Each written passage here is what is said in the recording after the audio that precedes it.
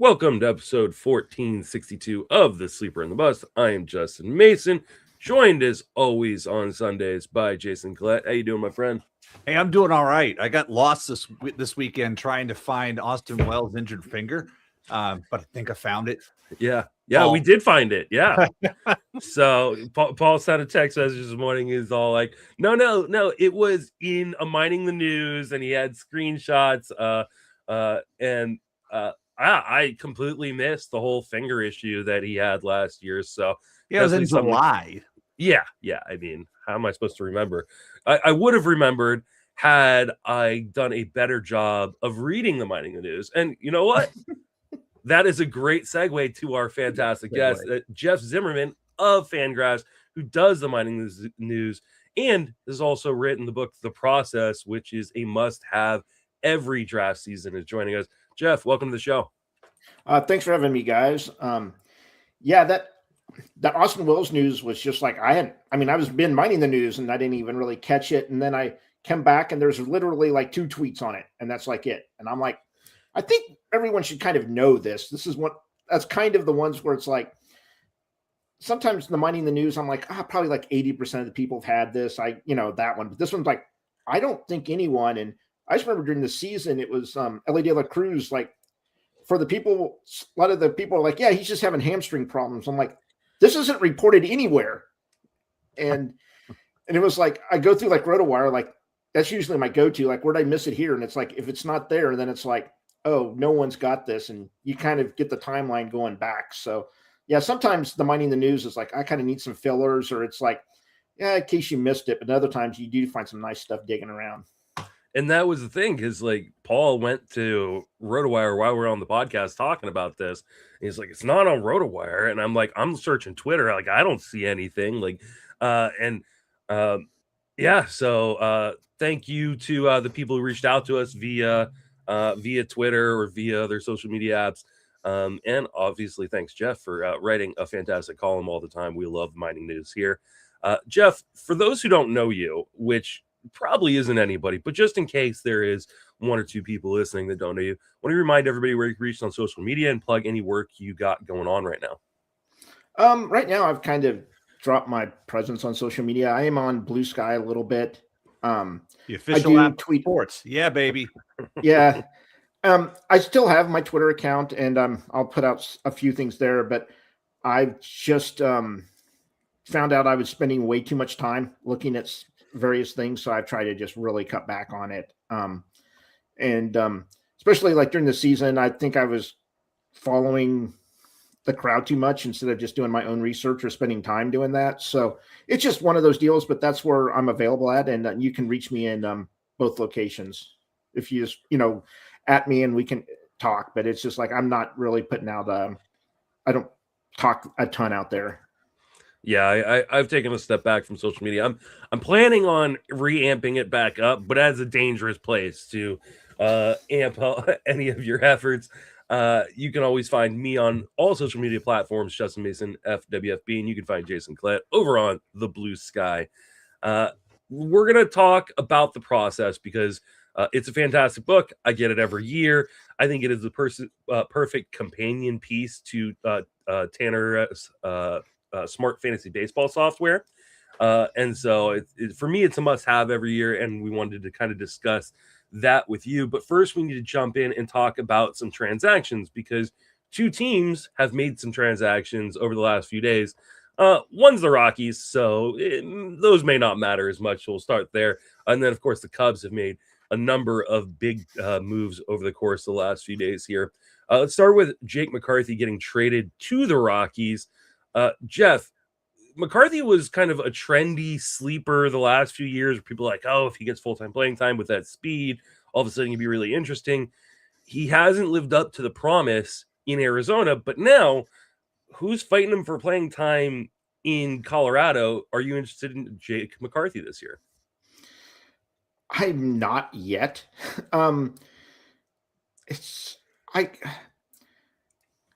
I think he's taking Jordan Beck's job. I mean, Moniak's going to be getting to, his side of the platoon. Doyle's going to be playing in center.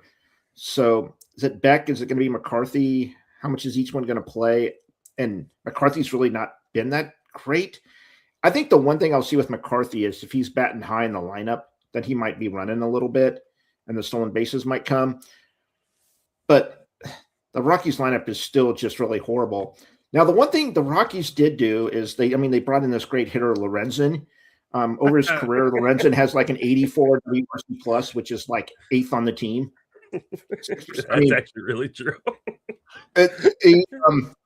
He's, he belongs in that lineup. I mean, he probably should be DHing considering all the other options they have. So, I mean, it was nice the Rockies, were able to cheaply bring in a nice hitter there that they could plug right into their lineup.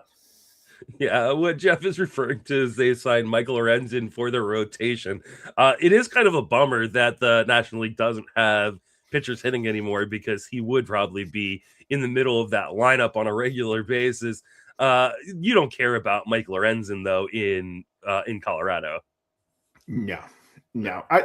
I'm interested to see what this new regime's going to do.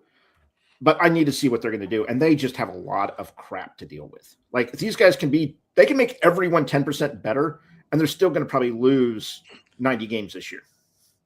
Jason, do you care about Jake McCarthy or Michael Lorenzen in Colorado?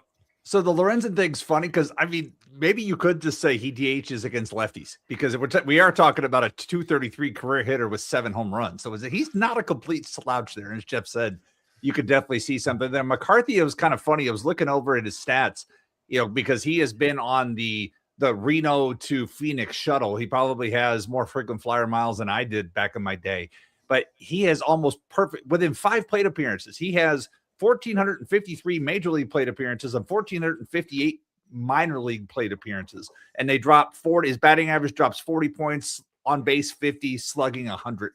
The speed's enticing. And if Colorado should be the plateau of opportunity, since we're talking about a higher elevation. So I'm with Jeff that if he shows something, sure, he also is out of options. So they should just let him do what Mickey Moniak did when they picked up Moniak, and Moniak showed something and had value with there. So yeah, this obviously the change of location helps, but only so much until he shows something more consistent at the major league level. Yeah, I mean, I've been a Jake McCarthy truther for a while, but at some point he does have to show something on the field before you actually invest in him. I think he's one of those guys that you could probably in a 15-team mixed leagues take towards the back end if you're drafting right now, and knowing that you can drop him before opening day if it doesn't look like he's going to have a regular role in Colorado. But there is speed, and there's no reason for him not to get pretty regular playing time, at least versus right-handed pitching in Colorado. As far as Lorenzen goes, the only spot I want Lorenzen is if I'm rebuilding in a dynasty league, but I have to hit some sort of innings limit, right? So I talk about this all the time, right? Rockies pitchers, that's what they're used for. If you have an innings limit that you have to hit so you don't lose draft picks or lose draft slots in a dynasty league or keeper league, but you're trying to lose because you are rebuilding, go get a Rockies pitcher. But that's about it. Honestly, I think he signed there because they probably said, we'll let you hit a little bit. I mean, at his stage of his career, do you really want to go to Colorado and pitch on a, just home game? It's just like, for me, it's probably like, we'll let you hit. Oh, okay. I'm interested. I mean, where's the contract?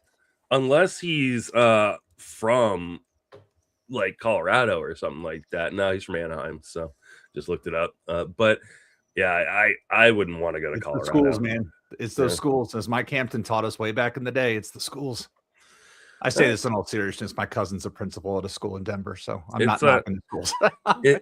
I mean, I love Colorado's a great place to watch a ball game. Like it's a fantastic place, but unfortunately, it's not a great place to play if you're a Rocky. All right, let's move over to the Cubs, where they have had some really, really interesting moves over the course of the last few days. Earlier this week, Edward Cabrera was traded to the Cubs. We had heard Cabrera was on the block quite a bit, but the Yankees were the team that were most closely tied to him. Yankees end up falling out of it, and the Cubs get him for Owen Lassie and 2 other prospects. Jeff, what are your thoughts on Cabrera going to the Cubs? I think it's fine. I don't think it really moves the needle that much for me.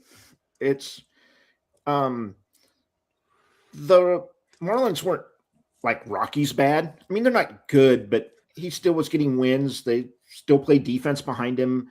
I mean, it's for him, it's just like, it's a small upgrade. I'm not just like, oh, I've changed my spots. Maybe he moved up around for me. I think the one thing for me is there's some interesting arms in now with the Cubs that kind of get moved down. And it'll kind of be interesting to see how everyone works in, especially when Steele comes off the IL. Mm-hmm. I mean, Ray might be one of their better pitchers. It's like, but he's probably going to end up in the bullpen. Wicks, they have Wiggins as a nice rookie that should probably get some playing time, but now it's not going to be there. Ben Brown's not going to.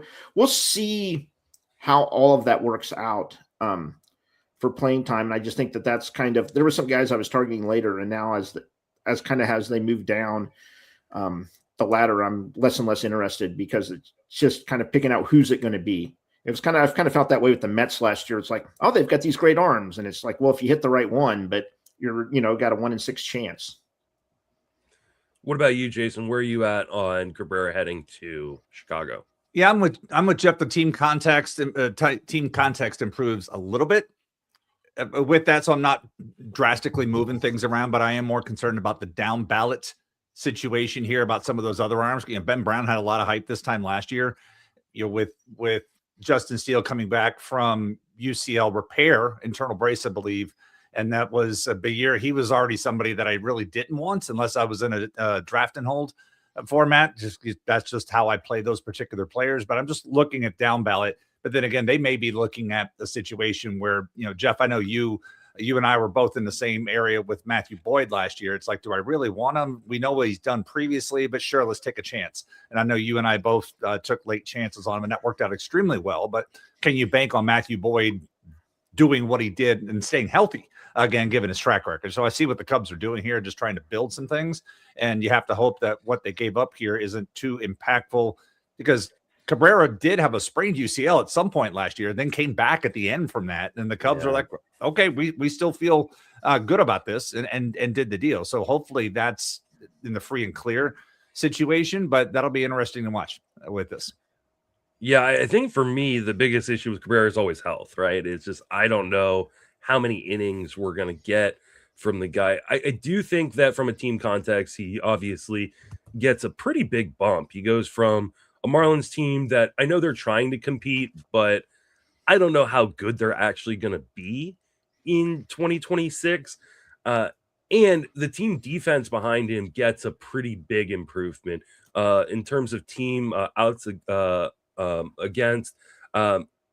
The Cubs were tied for first in baseball. Now, the Marlins weren't bad. They were ninth in baseball, but it is a little bit of a bump there in terms of overall team defense behind him. And for a guy who can be a pretty decent ground ball pitcher, that's helpful. For me, I'm always scared of the health with him. Cabrera has only once thrown over 100 innings at the major league level. It was last year, but like Jason mentioned, he had that UCL strain at the end of the season. I'm probably not drafting Cabrera where he goes, especially because I fully expect his price to skyrocket after this. People will get really, really excited about him being out of Miami and on to the Cubs. So I'm probably not drafting much Edward Cabrera this year unless he drops fairly far in a draft. Let's talk about the other side of this, because Lassie is probably going to be a regular in Miami. All right, stop. That's the second time you've called him Lassie. It's Cassie. Why am I calling him Lassie? Wow. This is what happens when I'm recording it.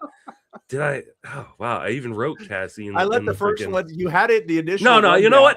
I'm calling him Lassie now. That's okay. Fine. No, Cassie. Wow, that is okay. This is what happens when I first wake up in the morning. For those who don't know, we're recording at 7:30 a.m.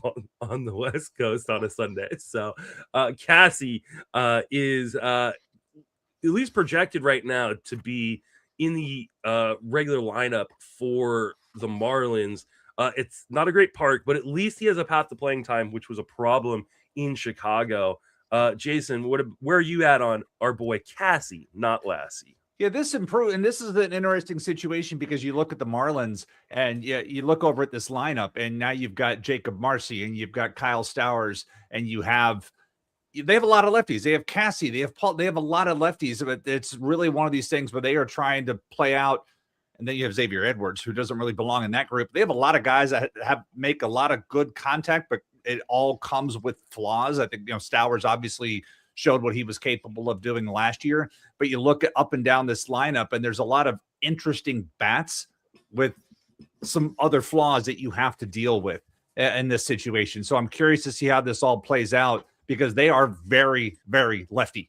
You look across all of this, but I don't know how much you can platoon guys. They acquired Christopher Morel. They're going to want to at least give him a chance to see if there's anything still there with that. So you still have that piece in there. And otherwise, I'm just really curious how they put all these pieces together. But if there's any team that's going to allow Cassie to go out there and just see what he can do until potentially he strikes out too much and they send him back down to the minors, it's this one.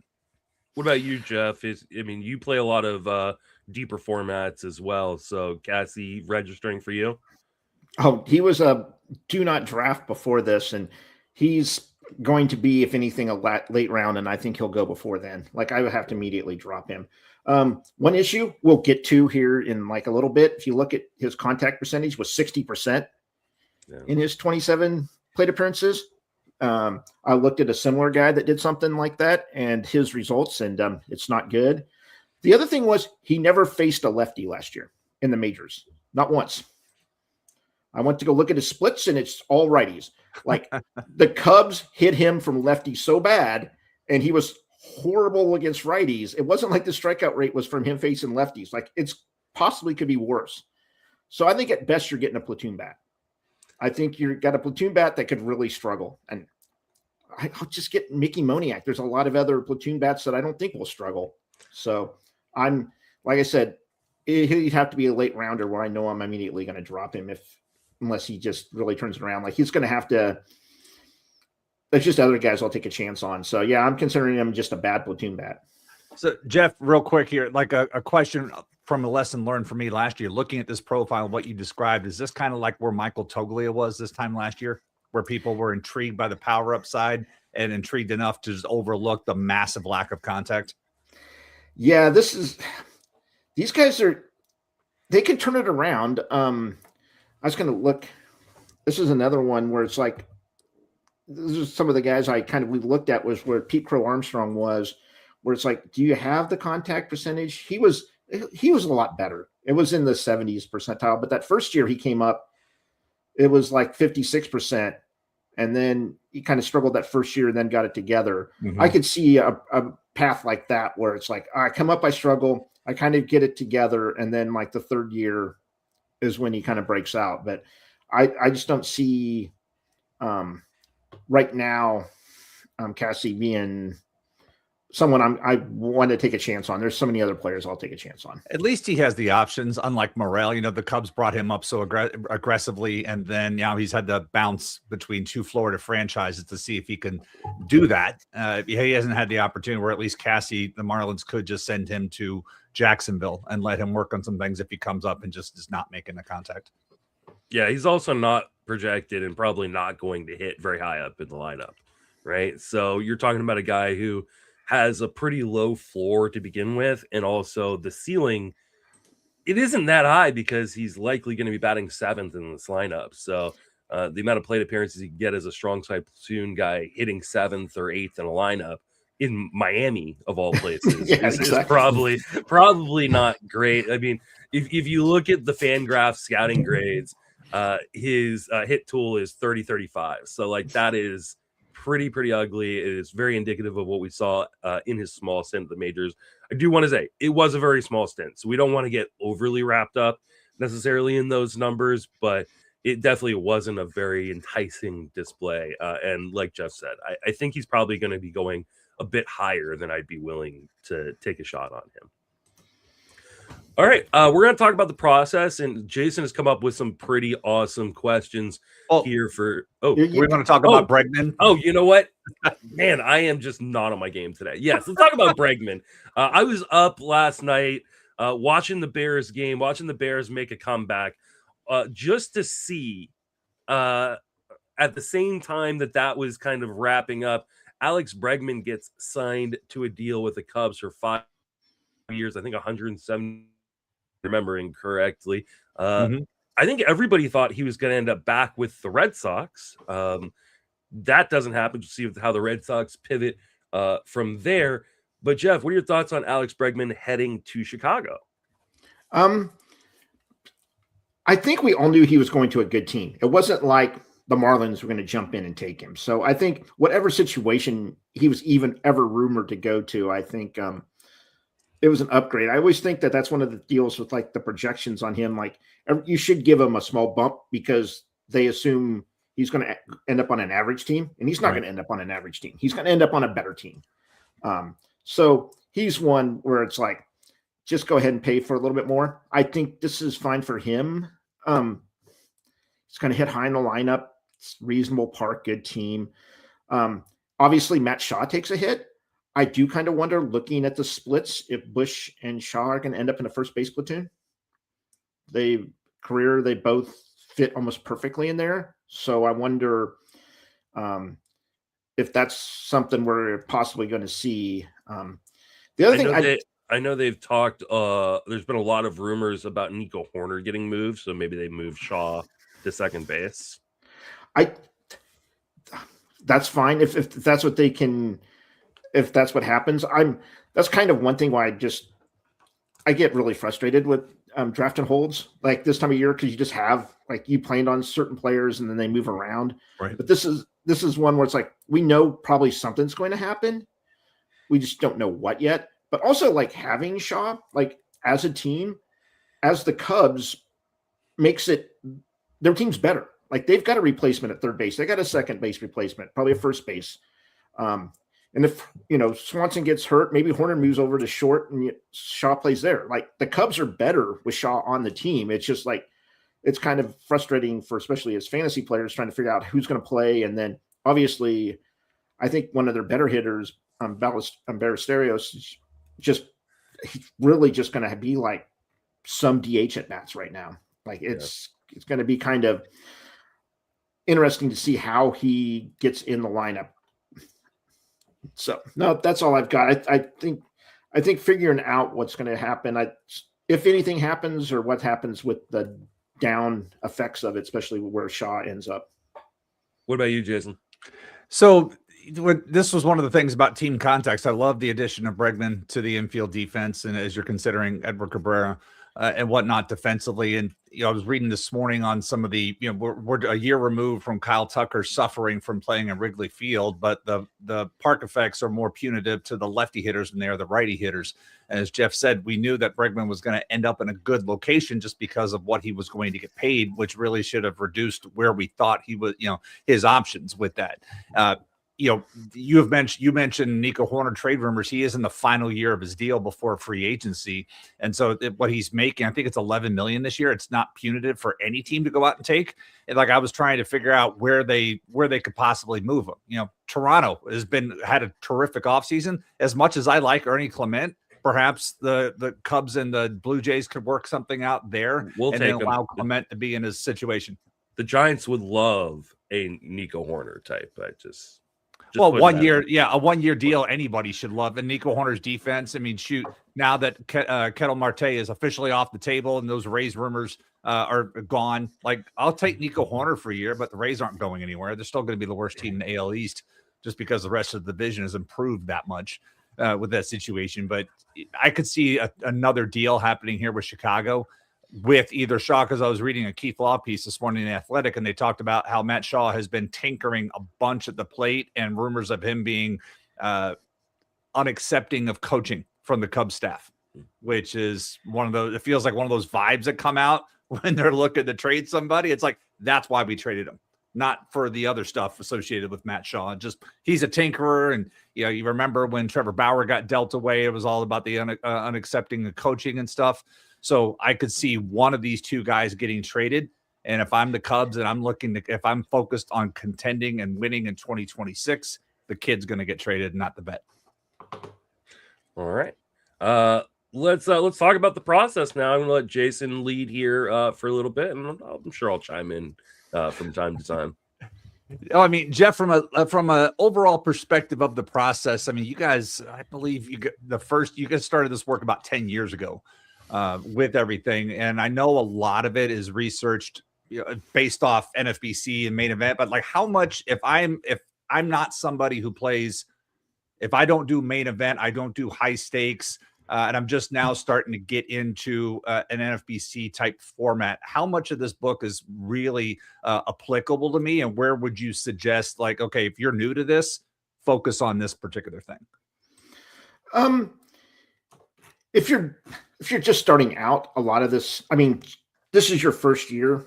You have so much other learning you're going to learn by yourself. This isn't the place. Mhm. But if you've played before, these are the same questions we just asked ourselves during the season, and we just looked at it like, oh, someone hitting like Pete Crow Armstrong, how do they perform, historically? And my question, I kind of delved a lot in, and a lot of my articles were on players moving from the minors to the majors, especially with a lot of the changes. I wanted to look past 2020 with like the strike zone and kind of see, it seemed like hitters have really been struggling to make that jump. And so that was some of the stuff I focused on, but it's definitely stuff that you can be used for it. And it's just the same questions we are looking at. I already know Brian Fitzgerald's working on one from last year or he's actually doing it for this year, where he's taking, since once they're done, I don't know if all the gladiators are done. I know they've all started drafting. I believe they are. They are. He was going to take their rosters, stick them in steamer projection, and see how close steamer projection compares to the final. So he did that'd be interesting. So it's like, are you guys actually able to beat the steamer projections, or kind of how that one looks? So there's a lot of stuff. It's just like, the questions that come up in our head, and we just answer them, and that's kind of just whatever happens that way. And as long as we haven't looked at it before, we'll look at it here. And I usually try to do one large one, but I started it, and I just couldn't find anything. To that point, there's two things I want to follow up there. One is like, and one of the things I like is, even when you do some of your other work in your studies, it's like you'll go through the exercise, and even if you don't find anything, like, you don't throw it away. Like, you put that out there. It's like, hey, I took a look at all this, and there's really, there's just nothing there. So don't worry about it. But I know it has to be a little frustrating when you have a hypothesis going into something, and then you come out of it, you're like, oh, but it's learning. But I wanted to follow up on the one point that you had there about the minor league, because, last year on this, on here, Justin and I were really excited when Jonathan came up at first. You look at, arguably he was the best outcomes pitcher in the minors last year. Then he came up and he struggled. Like, how hard is it these days to evaluate those minor league players as they're making that jump, especially from AAA to the majors and whatnot? Because, again, by outcomes, Tong was so amazing last year, and then he got to the major leagues, and it was like, oops, sorry, we recommended him. What are your thoughts there? Yeah, I think that's really need to have not high expectations. I think the problem is you'll have those one guys that Paul Skeens that comes up. It was when the top guy for the Braves. Like, you'll have those exceptions, but most of the time it's they don't perform very well. And it's just like, I think the key is, and it's something Phil Lasso has always said, and I kind of always followed it. Spencer Strider was the guy. It finally just popped in my head. It was like a few years ago where he just kind of jumped in. But they would rather take 6 chances on $50 kind of guys that are being called up, right, than the one $300 guy. And it's just like being able to, throughout a season, be able to take out of your 20 guys, we can even get to how to bidding later. You could probably actually 18 of them. You could take 18 $50 chances, and you'll probably end up doing pretty decent, and then just streaming off the bottom and hoping you can hit some guys. But instead of just going out and spending for like that one large bid on some of these rookies, because in most cases they just don't perform as expected.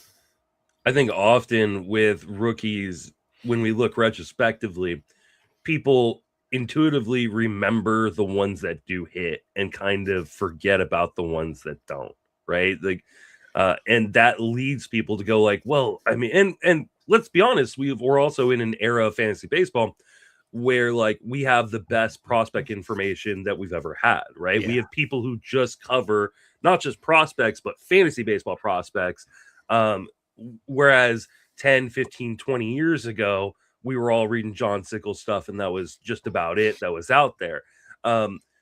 So like I think the amount of information that you get, but also the short-term memory issues that fantasy baseball players have, lead us to overvaluing some of these prospects when they first come up.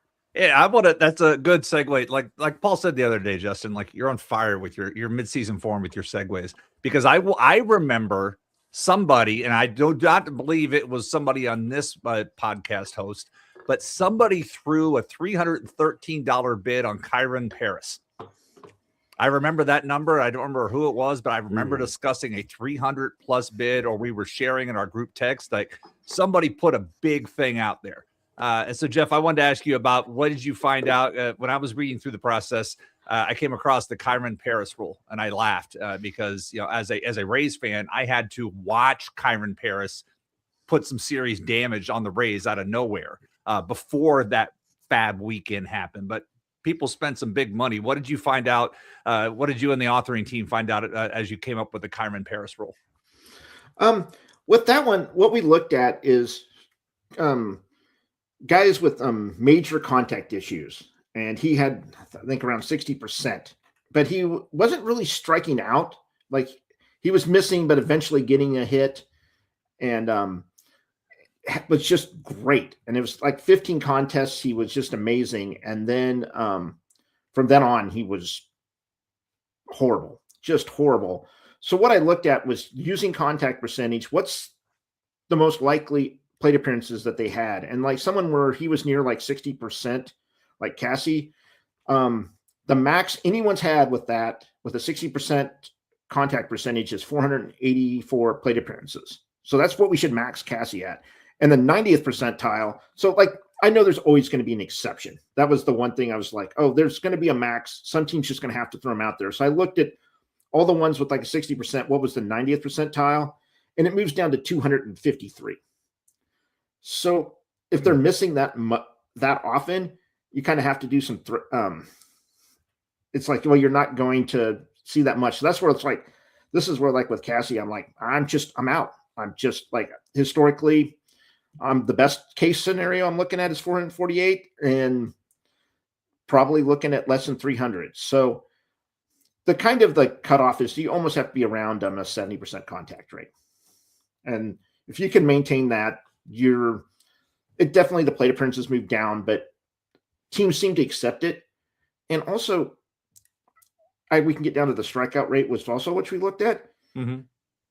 They seem to love their like even numbers.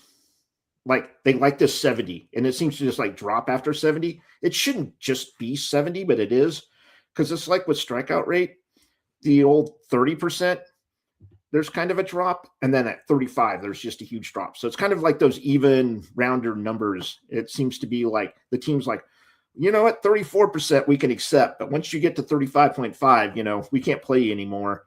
But it's that way. Like that's how teams are dealing with the players. So we looked at where those cutoffs are with contact percentage and strikeout percentage, just to be able to like stay in the league. And I think it's like I found out with Cassie, and you can look at other players, it's just go through the leaderboard. I didn't really like look at players that way. I mean, we can bring it up, but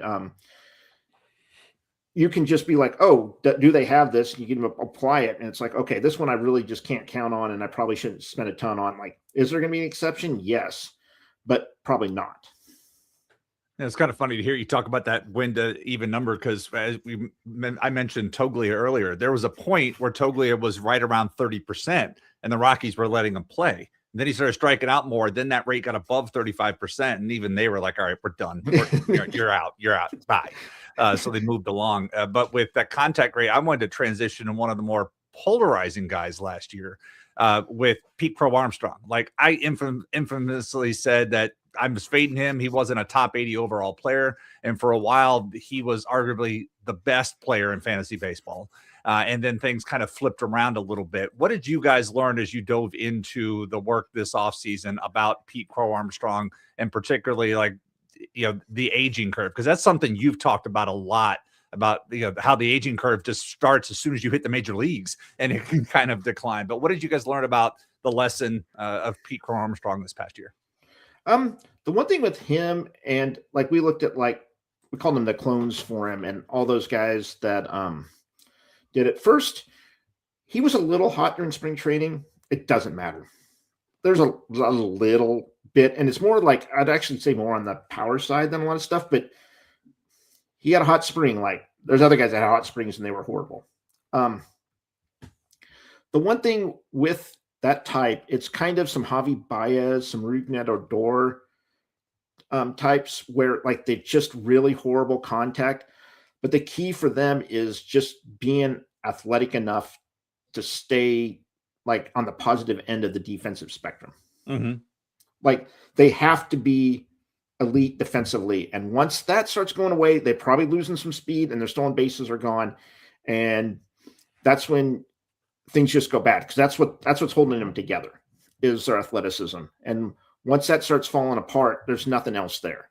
He has a little bit of power, but like I said, you can just it's Javi Baez. If you just look at some of the going back, it's like, yep, he was great. He was amazing. We were drafting him in the first and second, third rounds for a while. And then once it went bad fast. So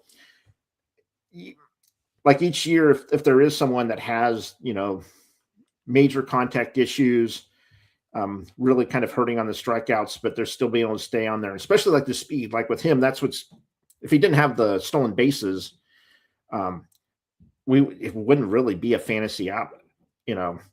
Someone that's hitting like 220 with, 20 home runs, like it almost sounds like a catcher right there. Like we need to have those steals, but once probably the speed starts going from the outfield, it'll also be going from the stolen bases. So that's kind of where, like fantasy wise, like they fall off quickly.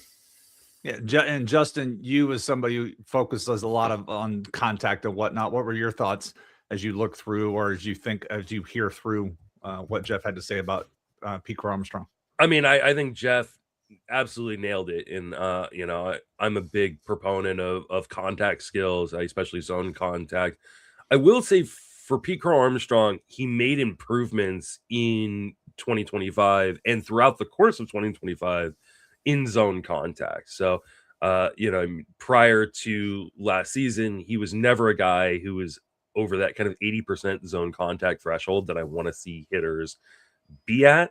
But the first half, he was 83%, which is just a little bit below league average. And then in the second half, he was actually 85%, which is right at league average zone contact. So, and for those who prefer overall, it was 72.8% overall contact in the second, or in the first half, and in the second half it was 74% flat. So I think the problem is he is extremely aggressive, and so while I like to see that the zone contact kind of go up, how much of it is an aberration because he's such a free swinger. We're talking about a guy who in that second half had a 78% zone swing percentage and a 36.5% O swing percentage.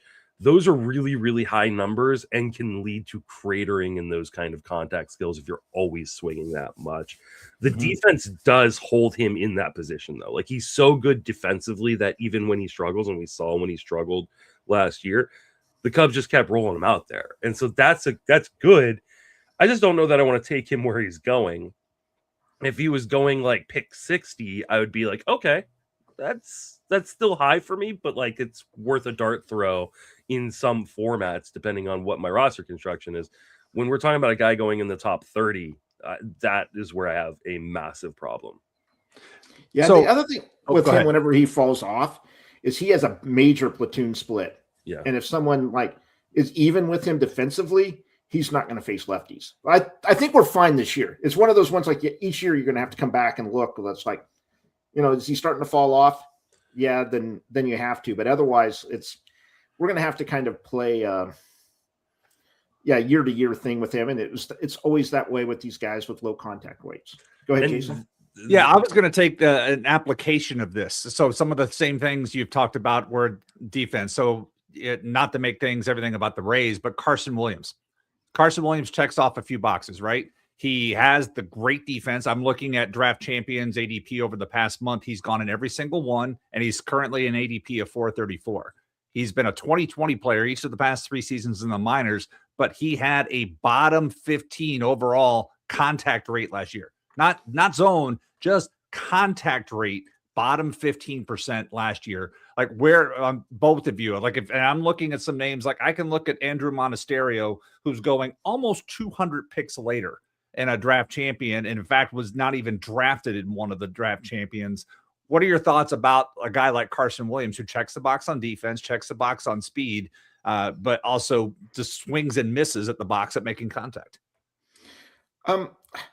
I kind of, with the Rays, I think that they're going to mix and match a lot with Walls. Like they have the option for him. Like there are other ones, and I think that if they think he can hit the guy, he's going to be in where he has the better ones. And if it's someone that they just think Williams is going to swing and miss, that Walls may come in. But yeah, these guys are tough. Like I kind of like Gabriel Arias also. He's kind of falls in that same boat with Cleveland. Like he's got a job, but man, he has some contact issues, and there's a lot of guys underneath him. Where last year I was kind of like, oh, his price is going late. I can just take him, and if he doesn't work out, I can move on. But now it's like, yep, that's pretty rough. I finally got the contact percentage like rates up. The one I'm surprised that's going is Zach Geloff so high. Like he can't hit the ball. Like he's in the Jared Kalenic freaking range of just not being able to hit anything. So he's one that I don't know. I know he had a little bit of injury. He had I want to say he was a hamate issue. I know he had some problems. So I'm willing to give him a little bit of a discount, but you're right. I mean, his contact rate when I'm looking at in zone contact, only Kyrie Paris, Sam Hilliard, and Ryan Noda were worse. But I will also note just behind Zach Geloff is Jacob Melton. So as you were talking about, one of the lowest zone contact rates. I mean, that's well below Justin's threshold. I mean, 71.3. But sorry, Jeff. But Geloff, I know injuries because you're always one who looks at, okay, this guy was hurt.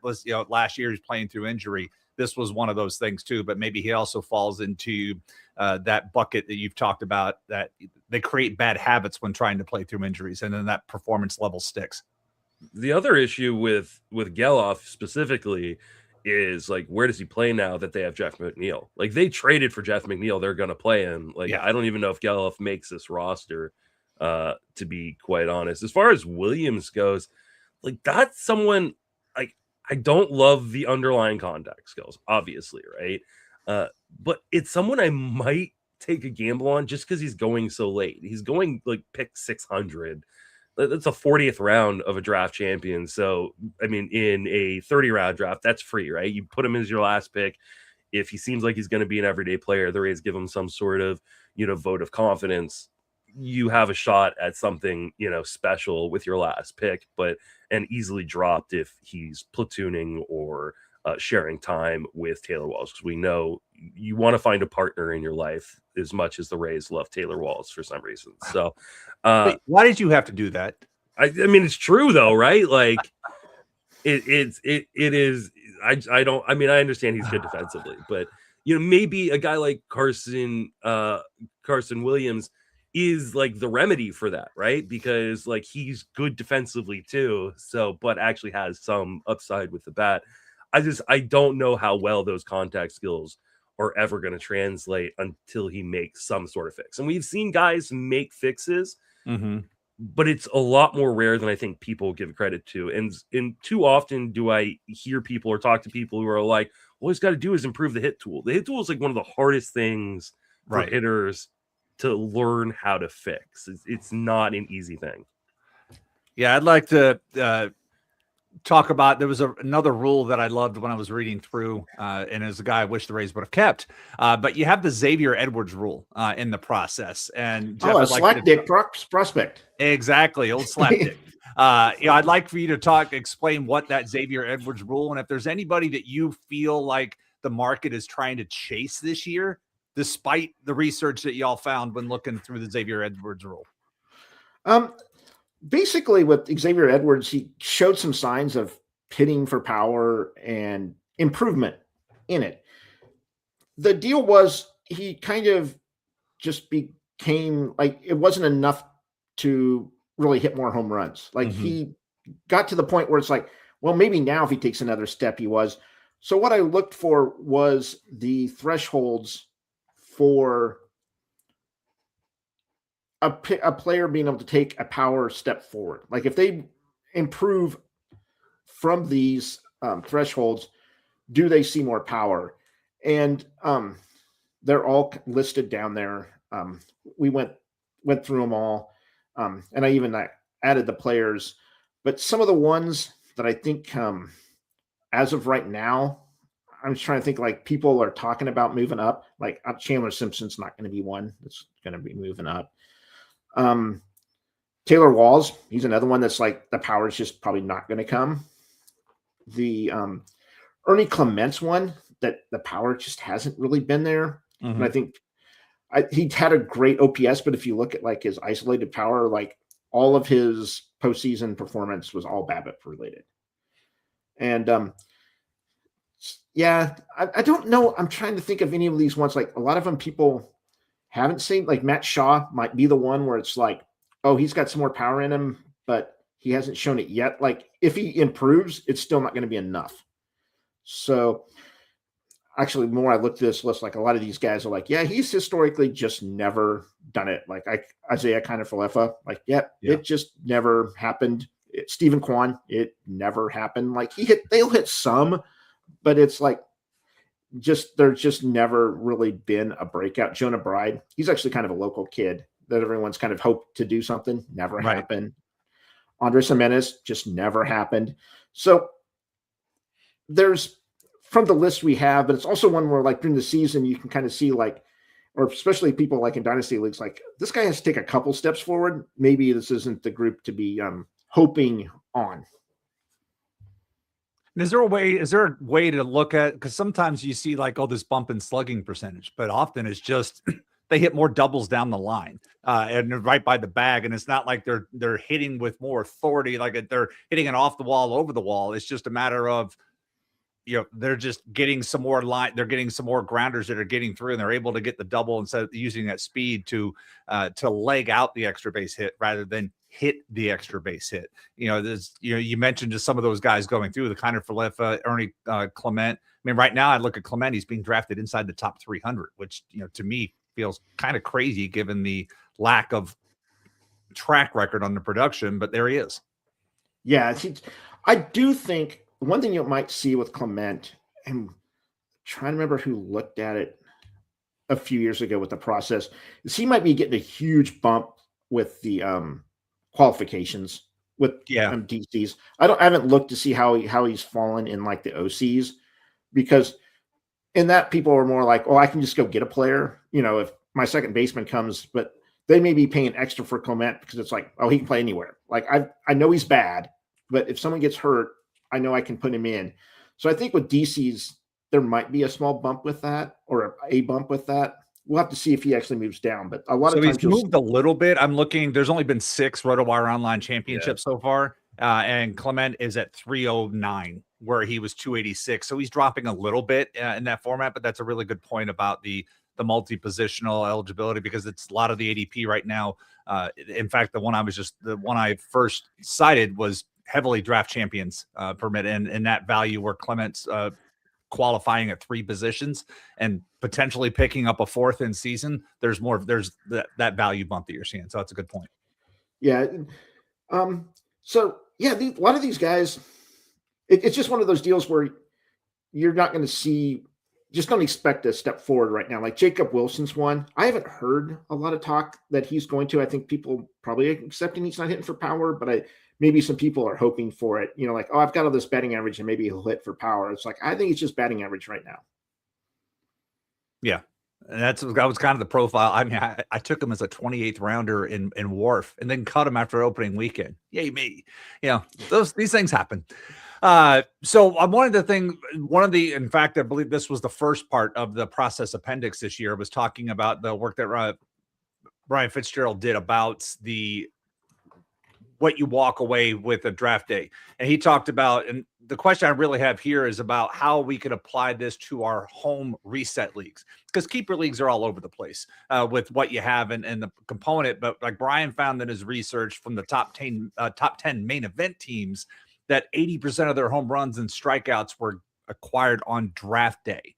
And like, what lesson could we learn as non-main event folks, but also reset home drafters? I mentioned Wharf. We have that in a few. All those drafts are happening here in the next couple of weeks. What lessons can we take from Brian's work there about what you need when you walk away from the draft table, and then what you do in Fab the rest of the year? I think it's just a big indication of what's available on the wire. I remember, was 2001, 2021, the Happy Fun Ball? Was it 2019? 2019. 19. That was the year you could find 20, 25 home run hitters anywhere. And it was like, you were always just like, oh, I got to get speed, or you were hoping to draft speed. I think right now, well, like really good speed guys, you can't find, like, that have another quality. You can always find stolen bases. Mm-hmm. And I think just the correlation between home runs, RBIs, like you get the home run, you get the run and the RBI. I think getting a good foundation of that on your team, you can then start working on the stolen bases. You can start working on the batting average. I think batting average is one you don't want to be totally tanking, but I think it's also one that varies. Like, right, if you look, I can go find them here. Like, we have the standings. Okay, so that's a Gladiator. That's a bad one. So for the main event, the lowest batting average to be the 15th place team is like 241. A lot of times, right about league average, major league average, but right, and so that's like, for me, that's kind of like my minimum. I kind of want to look for. Like, I can probably add one of that, but it's like I have to start making up for that just to be the 15th place team. Right. Like, you want to, like, in the middle is like 250. Like, when you take those other hits, you have to start going above. But even if you can find some of those guys that are like at 280, the 300 guys, like, those are the ones that can really help your average. And, during the draft, it's that way. But I think, like, also looking at like the saves bit, besides like not worrying about the stolen bases, is like, they show up on the wire. Like, that's what shows up. That's what you can come out of your draft lacking. If there's anything you're going to lack, let it be saves, let it be stolen bases, because you can try to find those. Other people might be in the same way, but it's really impossible to find a heavy workload starter that's going to help your whip. Like, they've been drafted. It's like trying to find those high strikeouts, guys with a strike, 10K per nine. They're gone. Like, the guys you get on the wire are going to be the 6K per nine guys that you hope to stream twice a week. And it's tough to go that route. It's like, just have your base of stolen strikeouts and home runs, and then try to build your rest of your team around it. And I would also be cognizant of my ERA and whip. Like, those are just the tough ones to come back from. Yeah, I see, and I definitely agree with the points you make, especially with the ERA and whip. I see more folks, and you see it in main event. We've talked about a lot how starting pitching gets pushed up, and then by main event, everybody's kind of making that approach. But as we look at the back ends, especially in draft and holds, I thought this was one of my favorite parts of. I haven't not read the entirety of the process appendix yet, but this was one of my favorite parts, was talking about how to attack the back end of it. And so there was some very specific work by Russell Withers about the last 10 rounds of a DC. So we're talking, and it looked at the odds of how much those players would pitch or hit, contribute to your team, and just how few. So what was the work that you all found looking at that? If you can explain to listeners what you've found and the lessons that you've learned personally drafting in the back 10 rounds of a draft and hold format.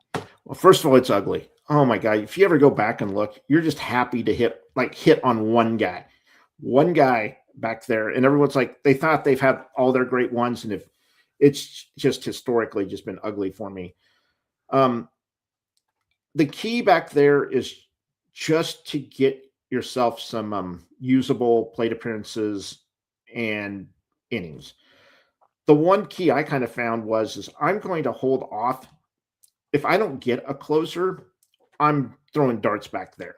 Mhm. Like, I don't want to be throwing, if there's someone, actually last year I thought Chapman was being way underdrafted. And like some people would like taking other second closers and like, there's a chance he's number one, or there's a chance he's getting like 10 saves. And there's other 10 save guys going before that. But unless there's someone like that, that end of the draft is where I want to be taking the chances on closers, because it's the odds from like 30 on or even 20 on are all the same for all the closers. Like, Right. You're really not improving by going early. Maybe you're handcuffing your own guy, and a lot of times that's the case. But if you just want to wait, I think those closers or good relievers are one of the key ones.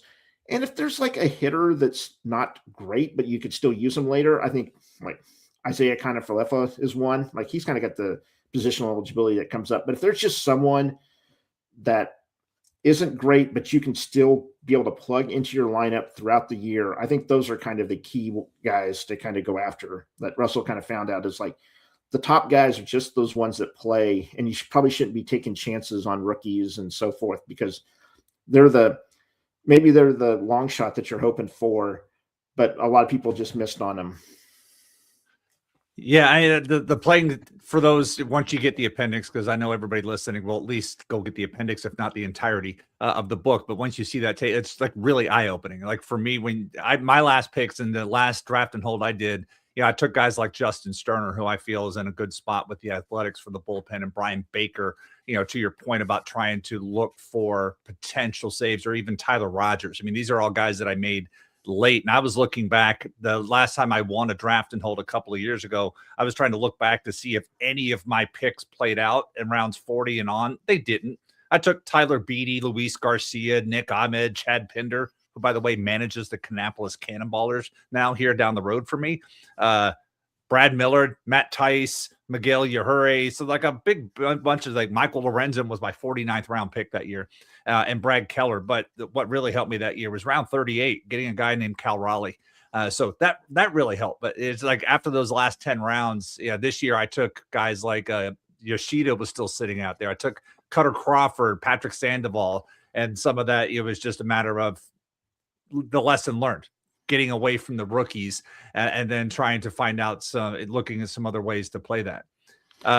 Moving on to, I want to get over to pitching a little bit, because we've talked about a lot of hitting and some pitching, but one of the things I was really fascinated with was Dan Maginen's piece about the section about low velocity success, because this is one of those areas where we're often so fascinated with velocity these days, and then how these guys are doing with big fastballs and whatnot. And then we have other guys that came out and are able to find some success with it. So if we're trying to troll, let's say we're in those back part of our draft, and we're trying to look for guys that are still sitting there, and there are some low velocity guys like, Nestor Cortez a couple of years ago made a jump kind of out of nowhere. What should we be looking for as good indicators for these guys to take a chance on the bottom, the bottom 10th percentile fastballs?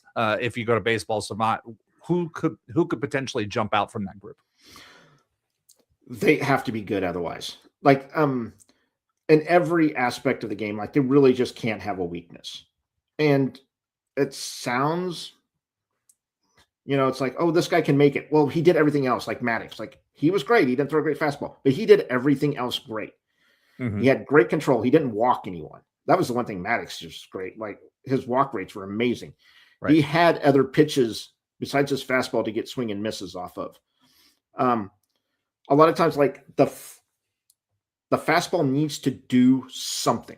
And in most of these cases, it needs to sink. If it's not sinking and at least generating ground balls, if it's giving up ground balls or home runs, like, they're able to get underneath it, that's kind of the ideal format. I mean, it's better than just giving up home runs and at least not getting the ground balls.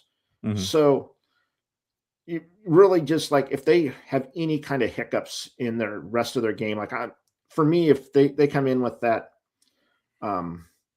lower velocity, you can you just really need to be like, do they have great command, and do they have like at least 2 averages? I would probably at least have an average and then like a plus pitch secondary. But if That's kind of one reason last year I was really iffy on Noah Cameron. He was a lefty, which sometimes you can give him a bump up because the lefties just throw not as much. But all Right. he had was that changeup and the kind of a below average fastball. But he was able to make it work. He kind of developed I think it was a slider throughout the season. So there's ways to make it work, but it's tough. Like I said, you just have to be great otherwise. Yeah, I think it's notable that you were kind of iffy on Noah Cameron, considering he pitches in your backyard in the Kansas City area. And Well, the one thing I liked about him, which I like trying to find, is he was the next option. It was the Exactly. obvious next guy up. It's like he may not have been great, but he was worth taking late because he's the next guy. It's always trying to find those teams that they have like one kind of good guy that's like, you're it. Like there's no one else floating around here that's going to move up. And Noah Cameron was it. Like the Royals weren't going to go again and have like their whole pitching staff not get hurt. Like 2024, that's what happened. 2025, guys got hurt. Cameron stayed up the whole year because other players got hurt. Throughout the whole year, he was able to stay in the rotation. So I think trying to find that's more of why I actually did attack him for that reason. I was just kind of iffy about it because, well, also by the time you get to the 40th round, like all the guys are iffy. It's a good thing you and I don't play in a lot of common leagues, because that's precisely the reason why I ended up with many shares of Noah Cameron last year, because I looked at the same thing. It was, okay, that was an unprecedented starting pitching health in an era where a team is losing 1 to 2 starting pitchers every year. Kansas City didn't lose any. They didn't lose any. I think they only lost 4 starts all year to somebody being skipped and whatnot. It's like, okay, that's unprecedented. Who's next on the depth chart? It was Noah Cameron. He was already on the 40-man roster, so it only took 1 move to get him there instead of 2. And so I was picking up an AL only and draft and hold in XFL. Like I had a lot of Noah Cameron because I was just looking at opportunity with that. And it's just one thing to like kind of keep in mind. But I would say the other thing along opportunity or some of the skills jumped up. Like I remember you saying something like you really lean into strikeout minus walk percentage as one of those things, like you're looking for 20% at a minor league level and above, and that guy's getting your attention. But like if you were to like take 5 stats, if you're giving guidance to somebody and say like, what are 5 pitching stats that you should be focusing on if you're just trying to do a quick evaluation of a guy, you need to do a trade something, or like what are some of those stats that you'd love to use? It's strikeout minus walk you have to start with. It's if you just go through the leaderboard, maybe 1 out of 20 stick out as like being wrong. But if you're 95% right, you're doing really good here. Everyone else is doing the same thing. All the ones that's got all their induced vertical break or their extension or whatever, they're getting their strikeouts. Like you'll see it in the strikeouts. The one thing I kind of moved just for more of a reference is like to use like XFIP. Like there is some ground ball component, but it's basically strikeout minus walk. So it's just kind of a quicker one. The other one is probably next is like, even the next 2 is some combination of like roll and health. Like for any closer, like if we're only counting saves, like all we care about is the roll. Unlike, oh, this pitcher is great. Well, is he starting or not? You know, like we need to know, are they in the rotation? How far are they out? And then like if they do get in there, how much are they going to throw? Like those would probably be my next 2. Like just like the context of, is this guy good? He's throwing strikeouts and walks, and then that. After that, the one thing where players kind of their ERA can kind of deviate. Like kind of the key is figuring out where ERA can deviate from their estimators, FIP and XFIP, is if they just can't get out a certain handed hitter. Like go and look at the splits of the pitcher versus right and left. Even like the strikeout minus walk of that is a good way. But like, do they have the pitches to be able to get out both handed hitters? Right. And I think that that's kind of a key where you can have hitters or pitchers deviate from their thing because they're just like, oh, we're just dominating lefties and our strikeout work rate looks great. But once a righty comes up, they just get us killed. Brandon Pfaadt is an example where it's just like, oh, everything looks great, but it's like, yeah, against one side of the plate and the other side just ends up crushing him. I don't know where I'm at. I'll go with one more. It's actually from last year's The Process. Dan Zaborski helped me work it out. And we found out like when you should start caring about if a pitcher gives up hard hit rate. And it's kind of about 3 seasons for a reliever. And you're looking about a season and a half for a starter. So if it's, you should never care that they gave up a bunch of hard hits in a game. I hear someone referencing it all the time. It like drives me nuts. Right. And it's just like, oh, they gave up like 5 hard hit balls. Like, it doesn't matter. It just doesn't matter. And like I said, you need about a season and a half. If you throw in like Logan Webb, even 1 season might be enough to show it, like you get that many innings. But when the guys are throwing like 160 innings tops, you need about a season and a half, and then about 3 seasons for relievers to really start knowing that a pitcher's giving up the hard hit rate. But once they hit that number, it's actually included in the appendix. That's when you need to start worrying about it and seeing like, okay, this guy can't limit hard contact.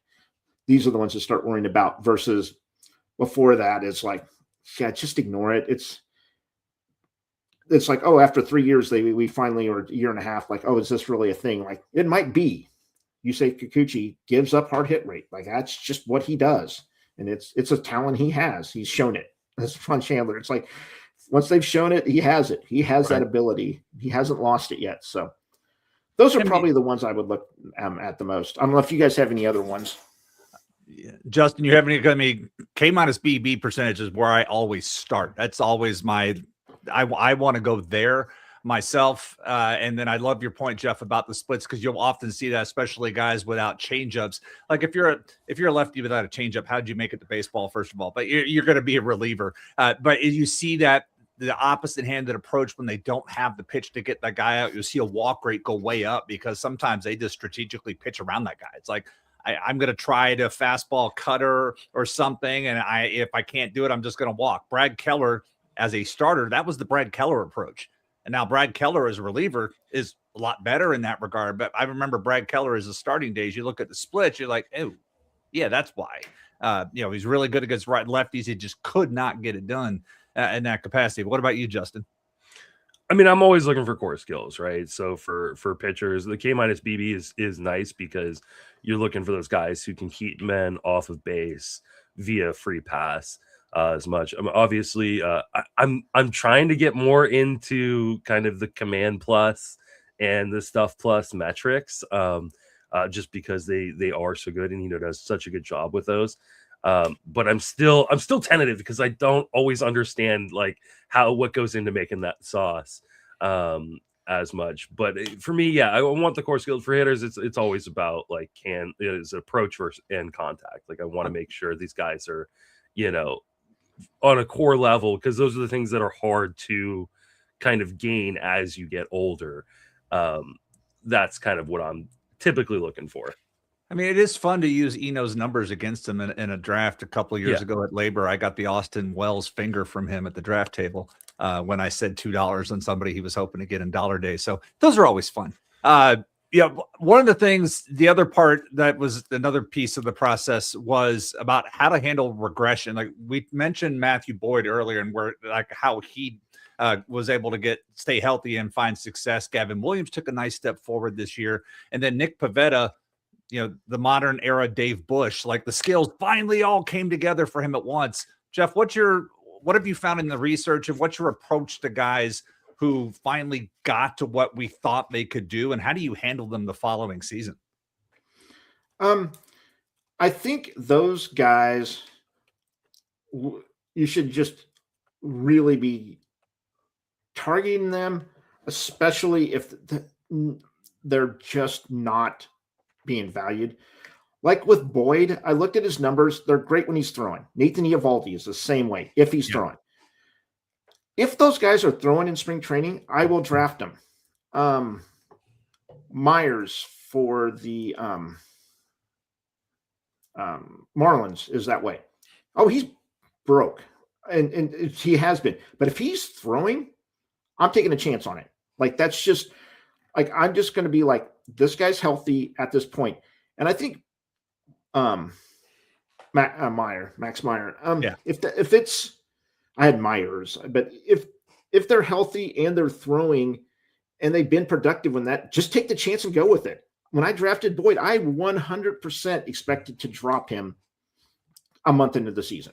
Like at his cost, he was going late. I'm like, I'll take these numbers, and when it falls apart, it falls apart. Like he wasn't great, but compared to what you got from everyone else around him, I think showing that they've been healthy or they've been productive the last time they threw. I wouldn't even say like they had to be like Reagan's was with the Royals. Like he was elite right there at the end. So was Bradish. Right. Like that's why they're still going great.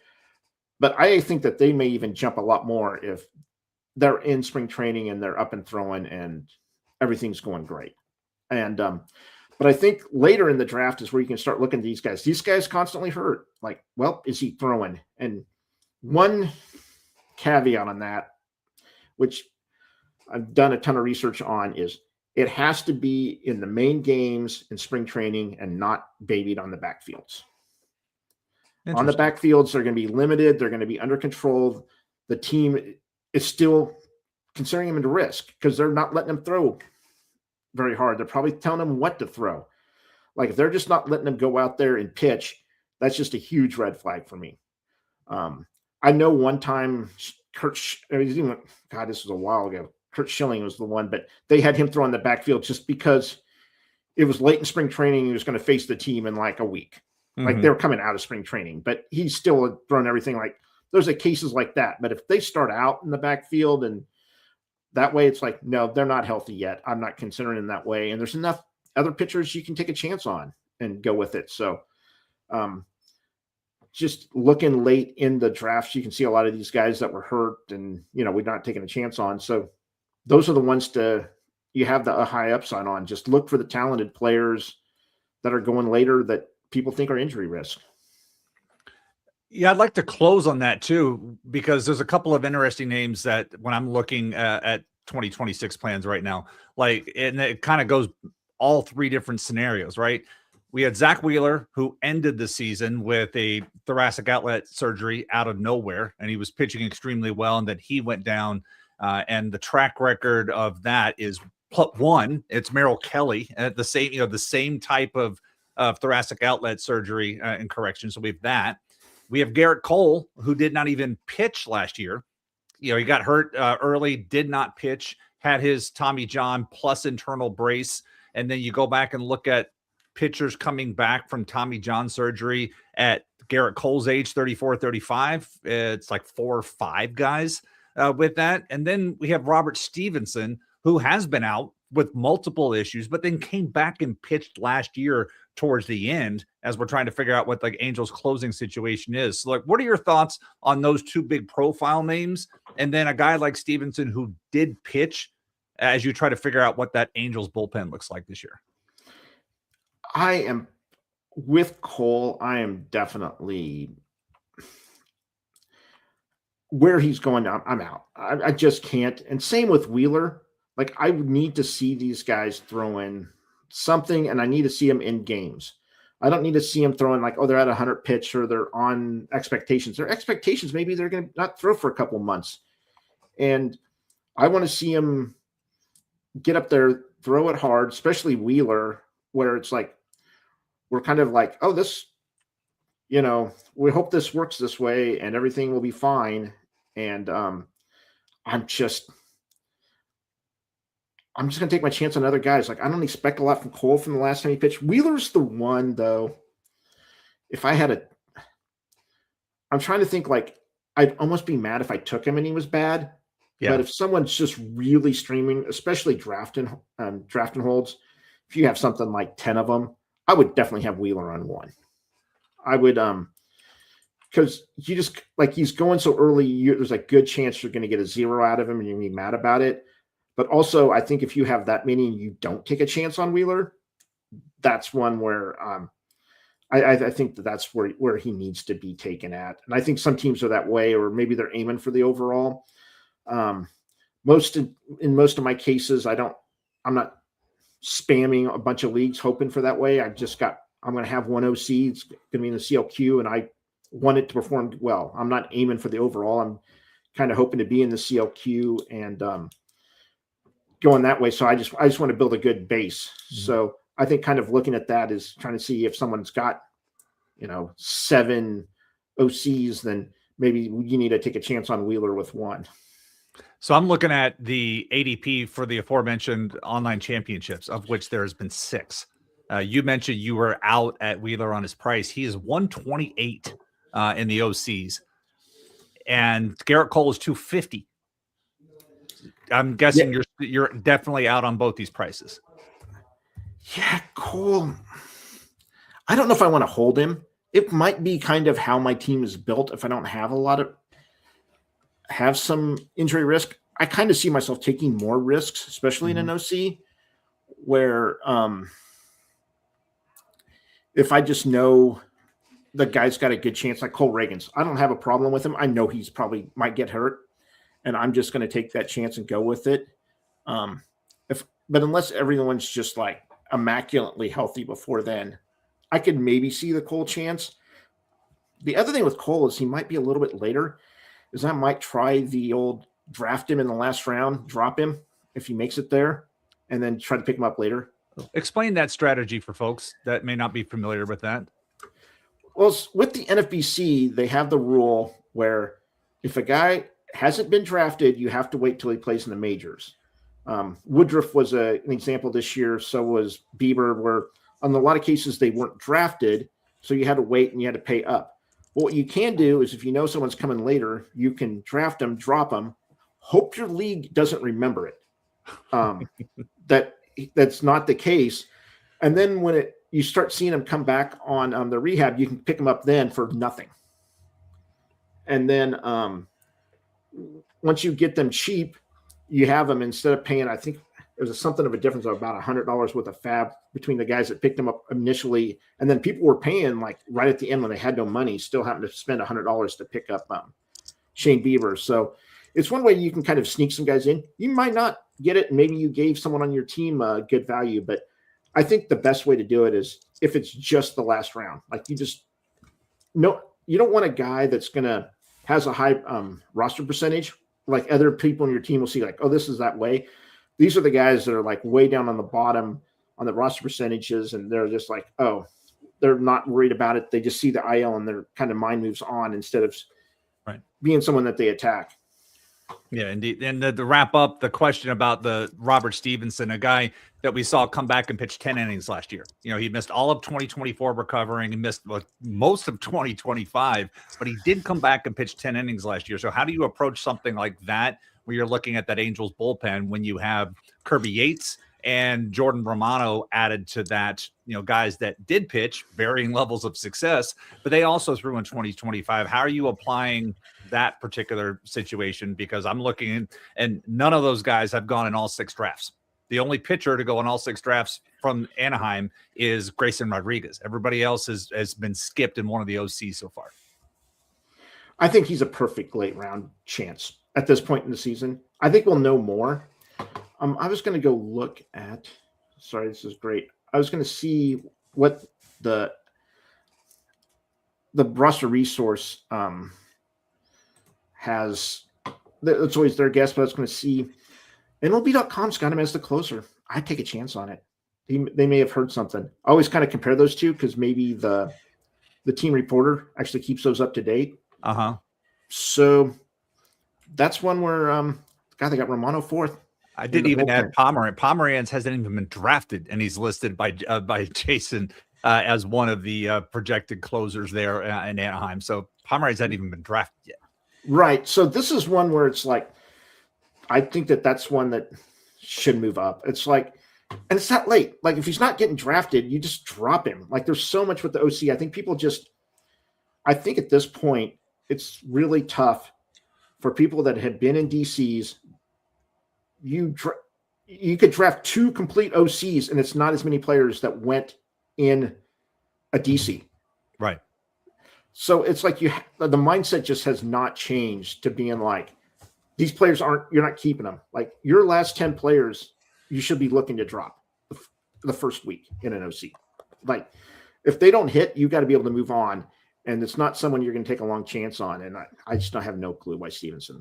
Like, you're trying to get a closer. I know it's a bad team, but a reasonable pitcher that you can get saves with, just get it for free. And yeah, I don't know. Doesn't make sense. Yeah, I'm a little curious. I was just curious to see what that value is. Plus, the other piece of that is the contract. They gave him a 3-year, $33 million contract, and he's thrown 10 innings of that contract. So you figure they want to at least extract some value from that. God, there's some great closer deals. Kyle Finnegan's going later. I think he's the closer. Like, he looked really the transition he had when he went to Detroit, and they were like, "Hey, they pitching the way you did with the Nationals. I like that." I have a hard time believing they didn't tell Kenley Jansen when he's signing there that he's not the guy. Like, Jansen hates pitching anywhere but the ninth. Just give him his 3 saves, get him to 500, and move on. All right, Justin, back to you, man. All right, that's gonna wrap us up for this episode. Jeff, thank you so much for coming on and talking about the process. Like I said, it is a go-to every year for me. Because it just has so much great information. When you remind again? Remind everybody where you can go get that, where people can find all your other work, and then you're not on social media as much, but you can always plug it. Yeah. First of all, thanks for waking up so early in the morning, Justin. I know we had some issues to begin with you waking up, but we got through them with Lassie. Rough. So for the process, I'm calling him available. It's at thefantasybaseballprocess.com. Right now, it's only digital form. The paper one is coming. I'm kind of worried seeing how bad other people are having issues getting paper copies made. Usually we're anywhere from like 2 weeks to over a month. It's out of our hands. We just send it off and magically they tell us someday that it's available. And then, we just have the appendix version, which is everything new. And then we have the full one that tells you how to do fantasy drafts and everything else. It's just a little bit more on the digital side. But we haven't changed it for a few years. We've just been making the changes to the appendix. It was just too much work. And then from where I'm writing at, I'm currently writing at Fangraphs. And I'm also doing one weekly article, just a leaderboards thing at RotoWire. And for social media, it's Jeff W. Zimmerman at Blue Sky and also on Twitter. Jason, where can people find your work? What are you working on? And where can people find your social media? So you can find me at Blue Sky at Jason Collette, as Denny Carter has started the meme, the official app of sports. So thank you, Denny, for that. And then I'm at RotoWire as well. I have the NL Central Bold Prediction Series installment coming out here in the next 48 hours. So I'll have those 10 players with that. And I mentioned if you're coming to the Sabre Conference in Phoenix at the end of February, I will be at that. Derek Carty, Dave Adler, and myself are supposed to be on a panel at the Sabre Conference at the end of the month. And I have Wharf Draft the weekend after Valentine's Day. So it's like that weekend in between Valentine's Day and going to Sabre. I have the Wharf Draft. So looking forward to hanging out with those guys and trying to improve. I've been in the league 2 years. I've gotten better each year. And so I'm hoping to get a little higher this year with that, because I was contending for a while and then my team, oh boy, did it fall apart. I was trying to churn and burn, not getting attached to too many guys, but, dropping Jacob Wilson after opening weekend and, identifying something and saying, oh, I'm going to take him in the 28th round and then dropping him right away. Yeah, that's why I didn't finish in the top 2. And you can find all my work on Fangraphs and Fantasy Pros. I think my first Fantasy Pros article of the year should be dropping tomorrow. So, and then writing, 4 to 5 times a week over on Fangraphs. Hear me on this podcast and the Friends of Fantasy Benefits podcast. Follow me on all social media platforms at Justin Mason FWFB. That is going to wrap us up for this episode. For Jason, Jeff, and myself, thank you for listening. Have a fantastic baseball offseason. Thanks.